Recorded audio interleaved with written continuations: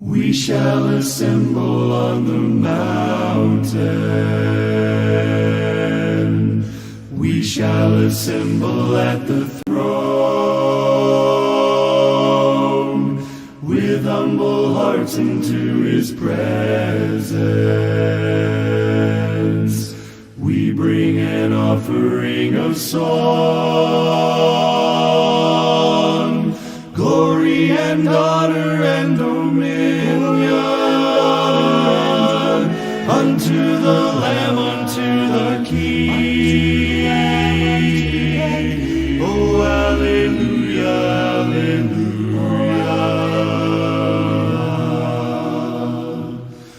We sing the song of the redeemed.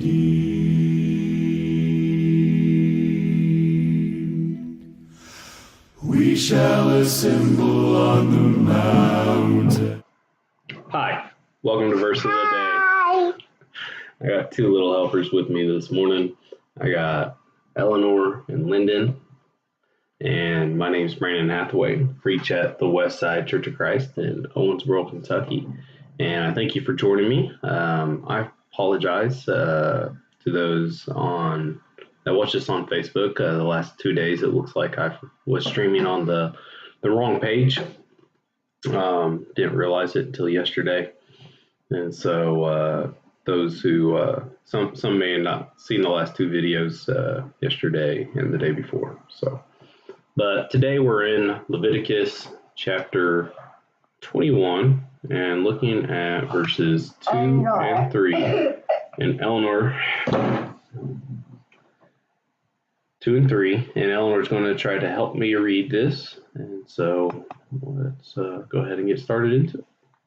And the Lord said to Moses, speak to the Priest, the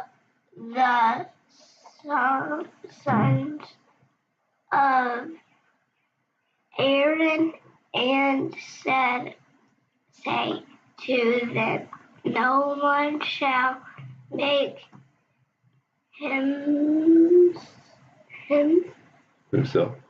himself unclean for the dead among his people to except for his closest relatives, his mother, his father, his son, his daughter.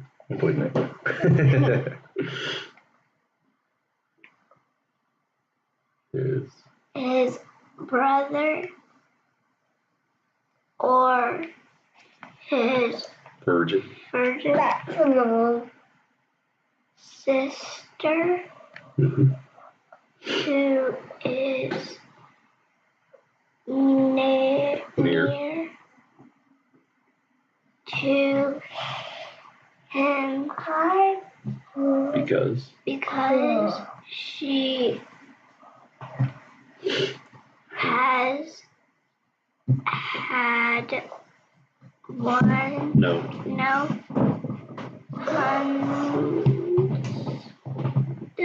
husband for her, where he may make himself unclean. Thank you, Eleanor. You did a good job. And so as we